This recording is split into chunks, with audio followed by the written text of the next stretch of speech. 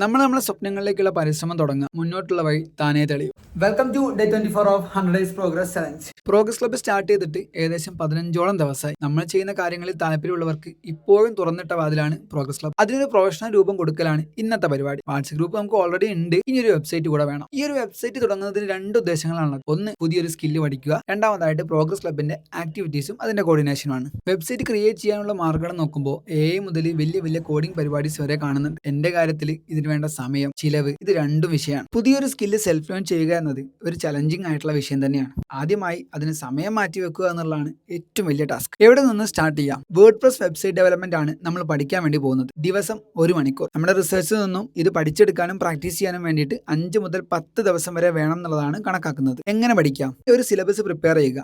അതിനെ fundamental and technical ആയിട്ട് തരംതിരിക്കുക. Skill learn ചെയ്യുന്ന സമയത്ത് അതിൽ കൃത്യമായിട്ട് അറിവും വേണം, അതിനെ ഉപയോഗിക്കാനുള്ള പ്രാക്ടീസും നമുക്ക് വേണം. ഇവിടെ നമ്മൾ സിലബസിനെ ഫണ്ടമെന്റൽ ആൻഡ് ടെക്നിക്കൽ എന്ന് തരംതിരിച്ചതും ഇതിനു വേണ്ടി തന്നെയാണ്. ഫണ്ടമെന്റൽ എന്നാൽ അതിന്റെ തിയറി പാർട്ടും ടെക്നിക്കൽ എന്നാൽ അതിന്റെ പ്രാക്ടിക്കൽ സൈഡുമാണ് വരുന്നത്. മീറ്റ് മർഷാദ് നമ്മുടെ വേർഡ്പ്രസ് ഗുരുജിയാണ്. നമ്മുടെ വെബ്സൈറ്റിൽ എന്തൊക്കെ വേണം, എങ്ങനെ വേണം, എവിടെ വേണം എന്നുള്ളതാണ് ഞങ്ങൾ ഈ സെറ്റാക്കിക്കൊണ്ടിരിക്കുന്നത്.